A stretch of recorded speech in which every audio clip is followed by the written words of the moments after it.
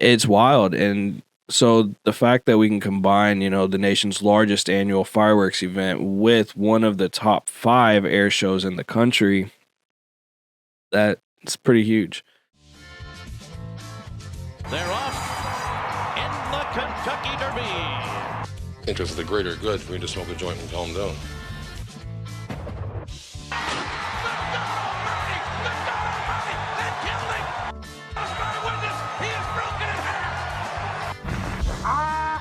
Greatest.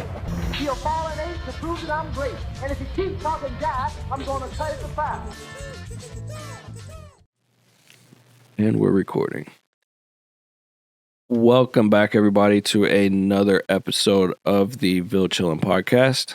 Today, we're kind of jumping back on theme with the Derby, in that we are talking about the history of Thunder Over Louisville. For those who don't know, Thunder Over Louisville is kind of the true kickoff to it's what shows that the Derby is right around the corner, right? We talked before in our last episode on the Derby that there's obviously a big lead up. There's already been some events that are technically part of the Derby festivities that have already happened in the city. But once Thunder's here, Derby's literally like 2 weeks away. Right. Like, it happens quick, too. So, and it's been going on for quite a few years. We've already kind of talked about how this is the 150th year for the Derby, so it's been going on for 150 years. I think the Pegasus Parade was the first actual event to celebrate the Derby, and it's the Sunday before the Derby, and that's been going on for 70 years or something, 50s. I don't know. It's been going on for a while. But Thunder's actually only been around since 89. So we just thought we'd kind of talk about it. It's pretty wild. We have, if you're watching the video, we have a video of a previous Thunder, the 2023 Thunder, going on behind us, and gives you a little bit taste of what it was kind of like. It's pretty phenomenal. But so the thunderoverlouisville.org website has a couple little paragraphs about it, and it does say that it is the nation's largest annual fireworks event. So a lot of places do July 4th, Independence Day shows. But we even outdo those just to celebrate the Derby. And not only is it the biggest fireworks show in the world or in the country, but it's one of the biggest in the world. Yeah, I think it's number two. Number two. Yeah, with the first one being in Dubai. Yeah, but I mean, at that point, we're competing with yeah, we're just Kentucky. We're not Dubai. We don't. Yeah, there's a difference. But what's pretty cool is that it's not just a fireworks show. It's also one of the top 5 air shows in the country, with some of the newest, military jets and stunt planes, stunt teams flying overhead. That was always real cool too. Before the show, I don't know if they still do it, but before the air shows, a week or two before, you could go up to, I don't know if it was at the airport or one of the convention centers or whatever, but they would have all the jets out there where you could go in there and actually, as a kid, it was cool. You could go into the cockpits and stuff. Right. So I don't know if they're still doing that, but then you'd be able to see them up front and then see them just flying past the buildings during the day. It was really cool. And it's wild seeing all of the different planes. They've flown over with the B-2s, which are huge, and then they the fighter jets that break the sound barrier, so you see the jet fly by and then the sound cracks a second or two later. Right. It's wild. And then from that to just the little stunt planes that just send off smoke, the little bi-engine planes or bi-rotor, what I'm talking about, the old style planes. It's wild. And so the fact that we can combine, the nation's largest annual fireworks event with one of the top 5 air shows in the country, that's pretty huge. thunderoverlouisville.org even says, this little article says, it gives Greater Louisvillians something else to brag about. So we know we're flexing when we do it, but it's a really cool event. It's a cool show. There's a lot of great food and everything else, from all the food trucks, the chow wagon. It's just a good time. So. Yeah, and it definitely, it's really cool how it started out being a smaller show, and then just through that group effort, they were able to get all the other businesses, bigger businesses here locally to start sponsoring it and to help it become what it is, what it is now. Yeah. Well, apparently, it was a group effort to even come up with the idea, of course, back in the summer of '88. This says the city already knew, or the state, I guess, already knew that there was going to be an opening ceremony. So I guess it was the first time there was an opening ceremony, period. It wasn't called Thunder Over Louisville yet, but they had a working session, like a planning workshop, and broke into groups. And one group was led by the Wave 3 TV general manager at the time, and he was charged with coming up with new events. And so apparently it was there that the whole idea really came together. And it says they put together a live stage show to introduce the festival theme song, a balloon release of 20,000 multicolored balloons, and daytime fireworks shows. Of course, keyword is daytime there, but it was held at Chow Wagon on the river. And Wave 3 TV committed to airing it live and broadcasting it live to the They're Off luncheon crowd at the same time. About 10,000 people showed up, and as the fireworks were going off, it was asked if it could be done at night, and absolutely. And so since that was 1989, so since 1990, all the shows, the fireworks portion of the shows are held at night, and it is quite a sight. I'm glad they switched it over from daytime fireworks. That sounds really disappointing. Yeah, exactly. It took 1 year to figure that out. So, and what was it? Was it WHAS? Wave 3. Oh, Wave 3. Well, hey, if I was Wave 3, dude, I'd be letting everybody know that. Anytime I talk about Thunder, I'd be like, oh, yeah, I created that. Right, exactly. No, not WHAS, not... yeah. Fox, exactly. Nope. It was me. We did that. Yeah, it's pretty cool that, how all that came together. Just kind of seeing how all of it, or reading how it all came together. It was a true working session that led to something that has become historic on so many levels nationally. So the air show is usually kind of midday in the afternoon. And then the fireworks start at 9:30, and the fireworks are synchronized with PA speakers that are set up, all throughout the waterfront. But then also on the radio, you can actually listen to it. I think it's 106.9. I think is what they broadcast the soundtrack on. And so every year has had a theme, pretty much, that they do the soundtrack to, so that it's all synchronized with the fireworks. A lot of logistics goes into that. Yeah, and since so it's the first nighttime. The first one was in 1989. It was at the Chow Wagon. During the day, about 10,000 people showed up. The second one, do we have stats on that? Stats on how many people showed up to that one. Oh, there it is. The second one, held in 1990, was at Cardinal Stadium, and more than 35,000 people attended that time. 4,000 shell fireworks show, and a sold-out Louisville Redbirds baseball game. So it's pretty amazing how much it's grown since then. So 1989, 10,000 people. 1990, 35,000 people. But just since 1997, it's been an average of 625,000 people. Wow. That's a lot of people. And some years have got close to the millions. That's a lot of people in a small area, especially knowing that they've all been at the waterfront, for the longest time now.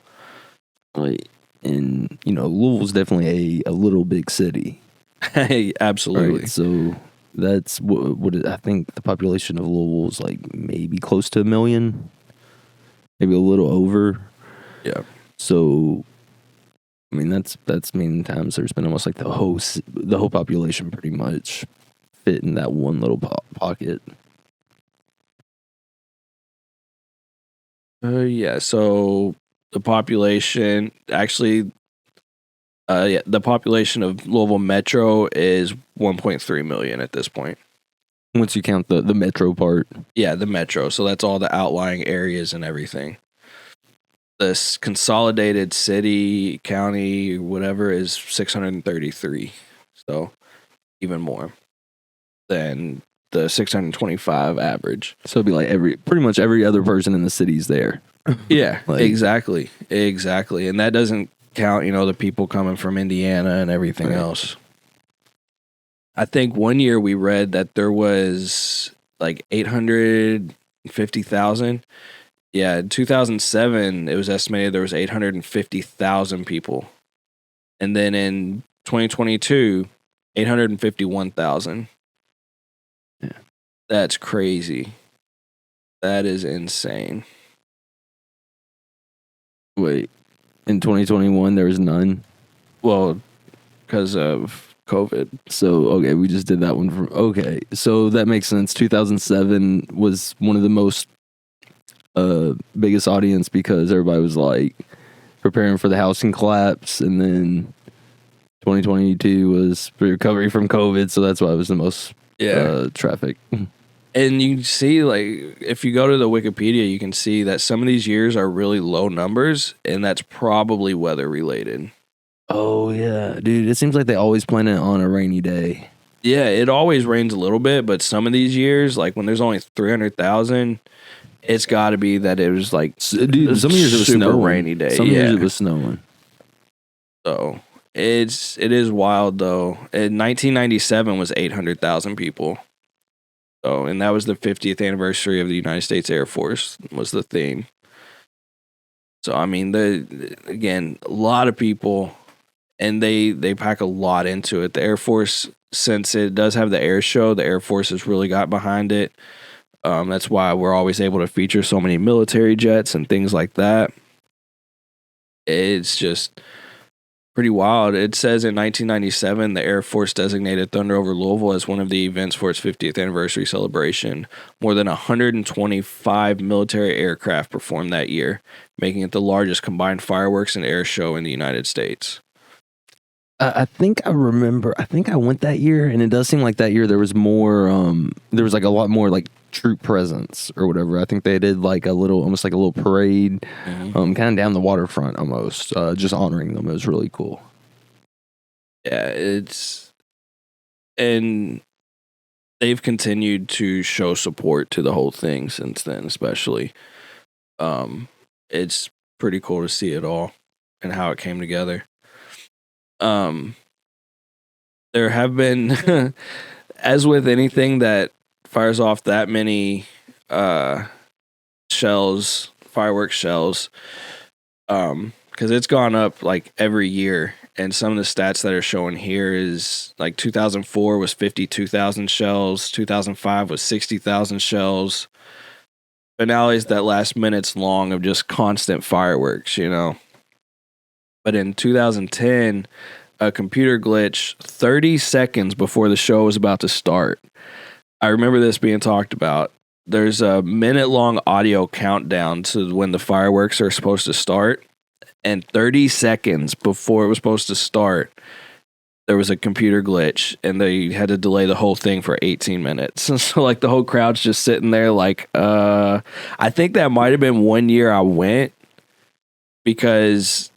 It was comical. Yeah, because you hear the countdown and then it's like, okay, false alarm. Like, what's going on? And then the countdown starts again 18 minutes later. It was, dude. Yeah, I think that might have been the year we went. I think. That might have been the glow stick year. Yeah. Passing out glow sticks. Yeah. Good times.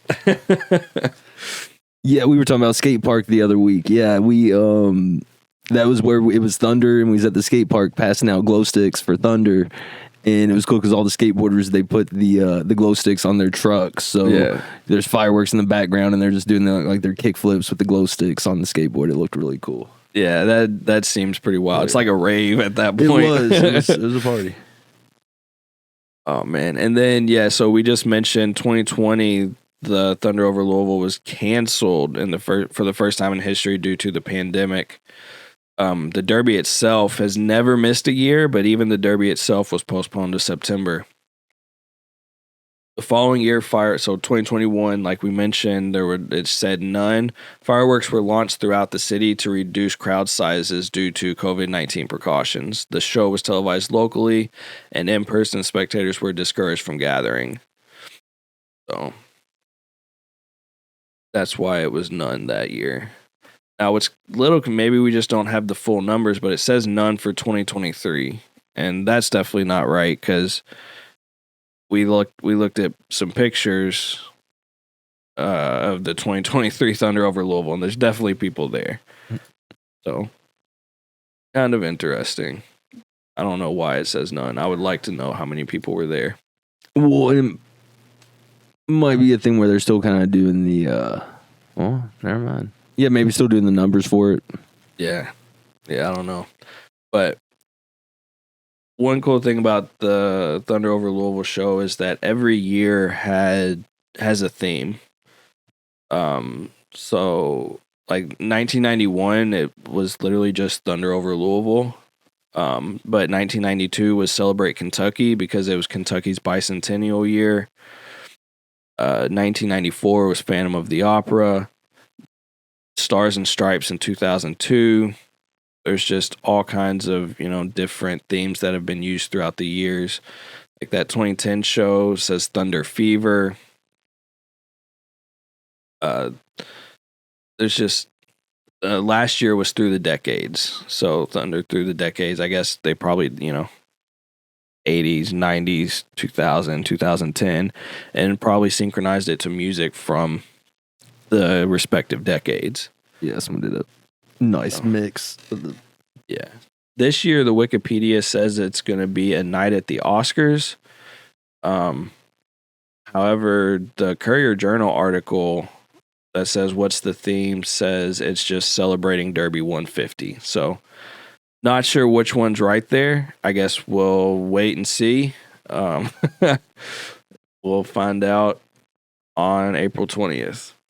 But either way, it's always themed. It's always good time. And again, it's pretty much the largest fireworks show in the world. I mean, it's pretty much the largest one in the world. The world.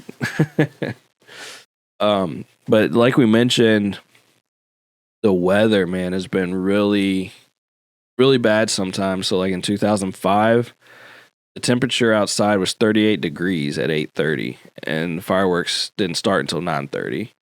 There was sleet, and so it says only about 10,000 spectators were on the riverfront by the time the fireworks started in 2005. And I believe it. I wouldn't stand out in the sleet just to see some fireworks, but I have been there when it rained. You got to cover up and do whatever you can, I guess. 2011, temperatures were in the 40s. Flooding was a concern in 2015. So welcome to Louisville weather, right? Where you wear a short sleeve shirt and shorts one day and then a snowsuit the next. Because in 2022, there was a high of 87 degrees. So,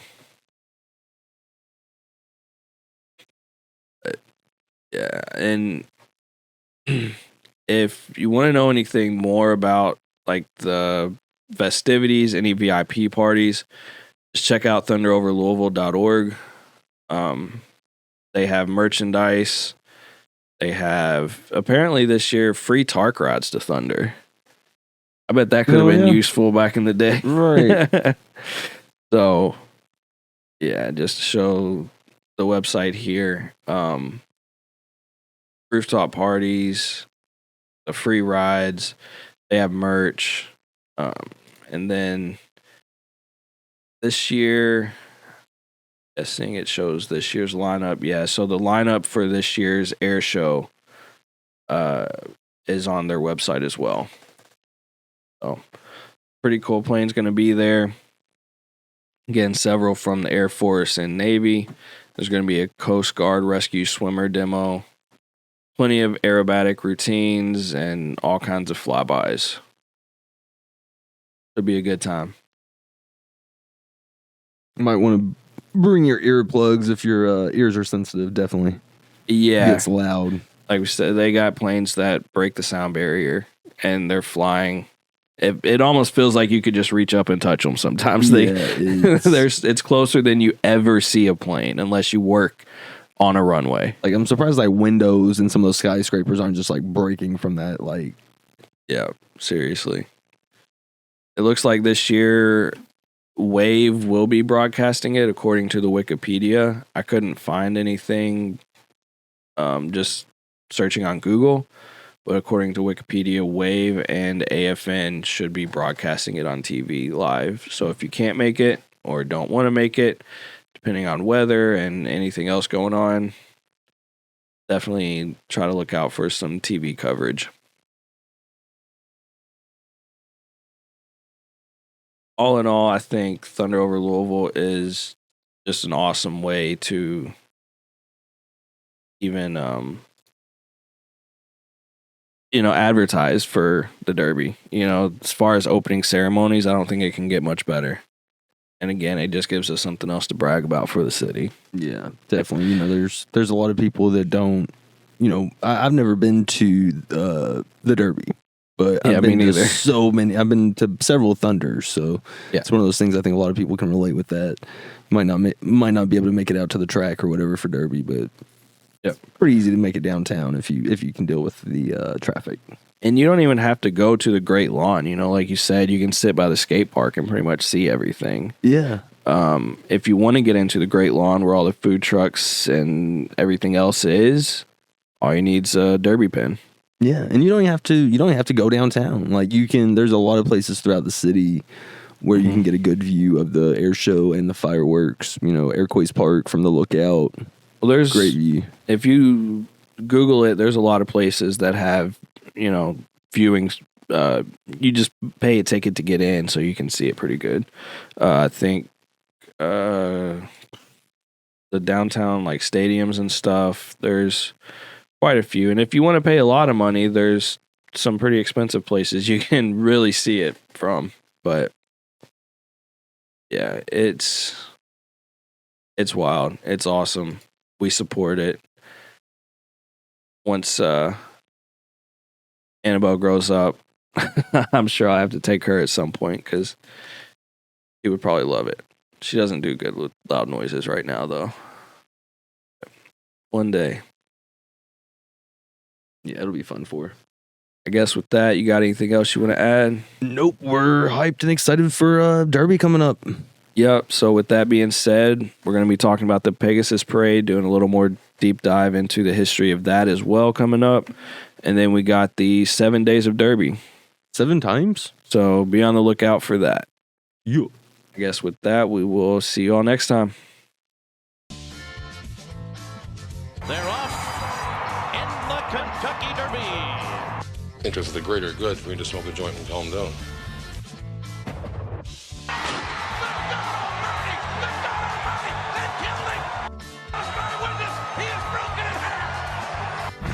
I am the greatest. He'll fall an inch to prove that I'm great. And if he keeps talking gas, I'm going to cut it to 5.